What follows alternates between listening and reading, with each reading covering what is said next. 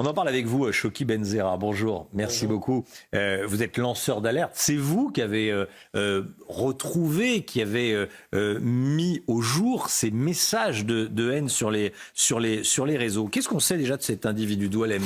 Présentez-le nous à nouveau. Déjà, je vais commencer par vous dire qu'on est sur un antisémitisme notoire, sur quelqu'un qui a appelé à des meurtres, sur quelqu'un qui a fait l'apologie d'actes de torture, quelqu'un qui, depuis son arrivée en France, a été condamné à plus de 11 ans de prison et qui propage la haine depuis maintenant 2-3 années. On n'est pas sur un phénomène qui est nouveau. C'est-à-dire, là, j'ai lancé l'alerte sur cette affaire récemment parce que ces messages de haine se sont intensifiés, mais on est sur des gens, notamment ce Doualem qui est vraiment un cas particulier. Il faut dire que son surnom, c'est Ami Bonhomme, c'est Tonton Bonhomme, c'est quelqu'un qui est respecté au sein d'une certaine frange de la diaspora algérienne et aussi d'un certain groupe qui se dit nationaliste et qui opère depuis maintenant 2-3 ans sur le sol français pour propager justement la propagande du régime algérien, ce qui est très dangereux. Et dénigrer la France. Exactement. Où il vit, donc il doit y avoir quelques points positifs. Et c'est le paradoxe, c'est-à-dire ces gens qui sont sur le sol français, qui profitent aussi du système français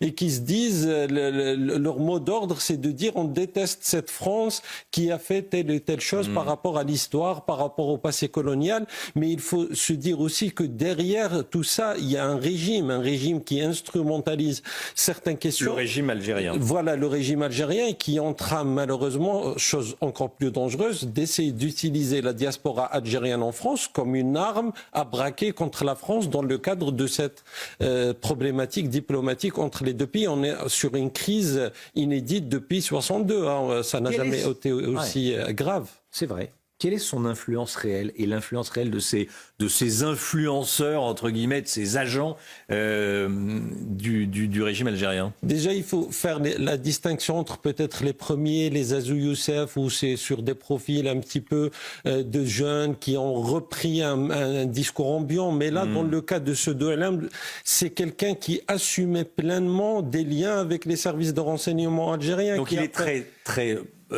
il est avéré qu'il est connecté au régime. Ah oui, avéré de ces mots. C'est-à-dire quand le régime avait fait une sorte d'amnistie pour des opposants qui voudraient se repentir, ce Doualem donnait des garanties pour dire si vous rentrez en Algérie, rien ne va vous arriver. Donc c'est quelqu'un qui a assumé pleinement ses liens avec le régime algérien, mais qui a eu des discours très graves, des discours très discriminants, des discours antisémites, des appels à la violence, au meurtre. Il peut se cacher bien sûr maintenant derrière cette histoire qu'il était sous psychotrope, mais on le sait que ça dure depuis des années, c'est pas quelque chose de nouveau. Choki Benzera, pourquoi selon vous la France hésite-t-elle tant à tordre le bras du régime algérien? Pourquoi est-ce qu'on continue par exemple à payer des soins médicaux à des Algériens du régime qui viennent se faire soigner en France? Pourquoi est-ce qu'on n'arrive pas à dire stop en clair?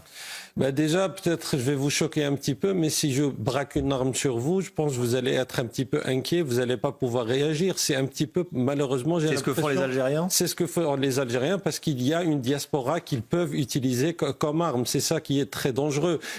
Ça ne veut pas dire que la France ne peut pas réagir. Il faut aussi comprendre qu'aujourd'hui, par exemple, les discours du ministre des Affaires étrangères français, qui sont des discours un petit peu d'appel, d'essayer de trouver des solutions, ils sont utilisé par le régime algérien et ses relais médiatiques pour dire voilà, regardez la France qui s'agenouille devant l'Algérie grande et on utilise, mais on attaque de l'autre côté celui qui est un petit peu qui a un discours un peu plus vraiment virulent, qui est le ministre de l'Intérieur français Bruno Retailleau, qui est très attaqué dans les médias algériens. On le qualifie de raciste, de quelqu'un qui est dans une campagne de haine contre l'Algérie. Il faut s'intéresser aussi au communiqué du ministère des Affaires étrangères algérien, le dernier, qui parlait d'actes discriminants aux aéroports de Paris. Ça n'a pas été analysé parce que ça, c'est justement à destination de la diaspora algérienne pour dire voilà la France qui vous discrimine, voilà la France qui vous hait,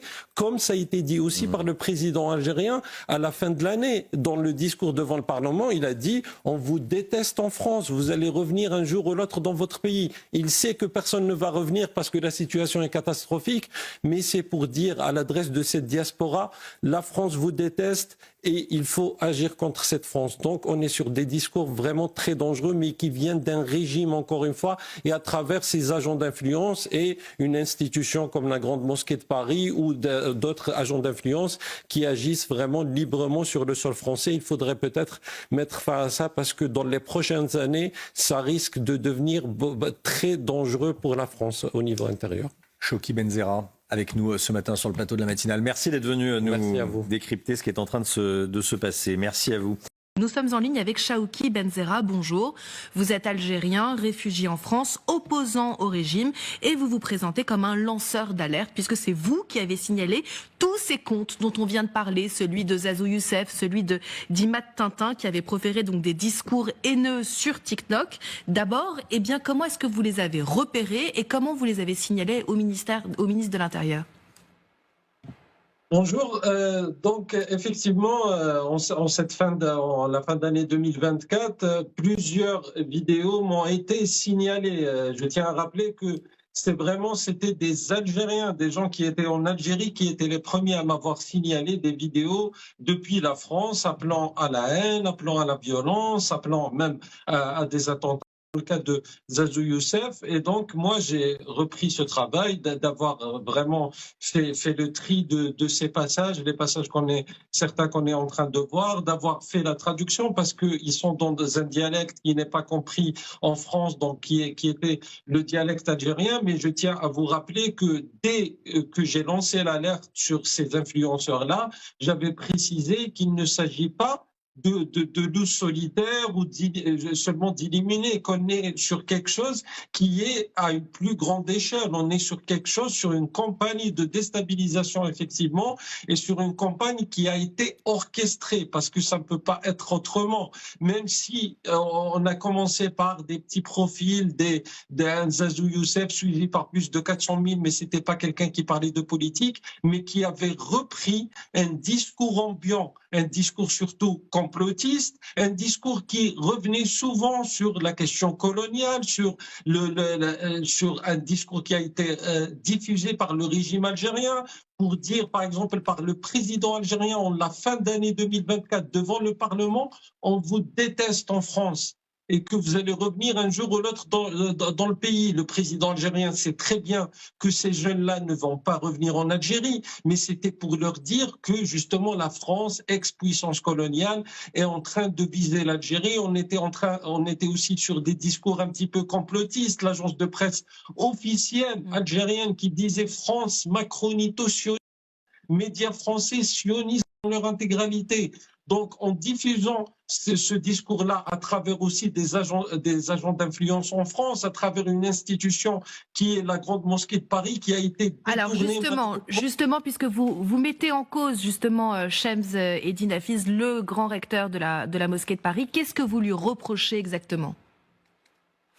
Déjà, ce qui lui est reproché, bien sûr, c'est d'avoir détourné la Grande Mosquée de Paris, qui est censée être un lieu de culte, un lieu justement où on est censé diffuser un message de paix pour l'intégralité des musulmans. Monsieur le recteur de la Grande Mosquée de Paris, malheureusement, a transformé cette Grande Mosquée en sorte de caserne de la junte militaire algérienne. C'est-à-dire, on est sur quelqu'un qui assumait depuis maintenant des années recevoir des instructions de la part du président algérien.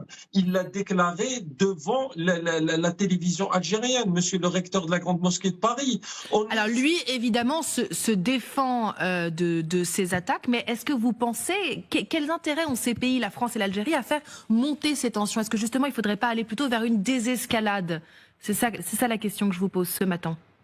En fait, la désescalade, elle n'arrivera jamais s'il n'y a pas de rapport de force qui est engagé justement par la France, que ce soit sur le plan notamment diplomatique, mais sur le plan de mesures fortes. Le régime algérien ne reconnaît pas, parce que quand il y a eu par exemple des discours de la part du ministre des Affaires étrangères français qui parlait du fait qu'il voulait se rendre à Alger, mais on ne lui a pas répondu. Sauf que le régime algérien, ce genre de discours, il les prend comme une faiblesse de la part de la France, et d'ailleurs c'est utilisé devant l'opinion publique algérienne pour dire voilà, regardez cette France qui s'agenouille, on a humilié la France, c'est le discours qui est répandu en Algérie. Donc s'il n'y a pas un rapport de force qui est engagé, s'il n'y a pas des mesures fortes, que ce soit sur l'accord de 68, que ce soit sur les visas diplomatiques, que ce soit aussi d'agir, par exemple, comme ça a été le cas devant le Parlement européen par rapport à cette résolution pour condamner le régime. On entend évidemment, vous souhaitez donc effectivement que la France résiste, ou en tout cas ne se laisse pas humilier. Vous êtes un peu sur la même ligne que le ministre de l'Intérieur. Merci infiniment, Chawki Benzerra, d'avoir été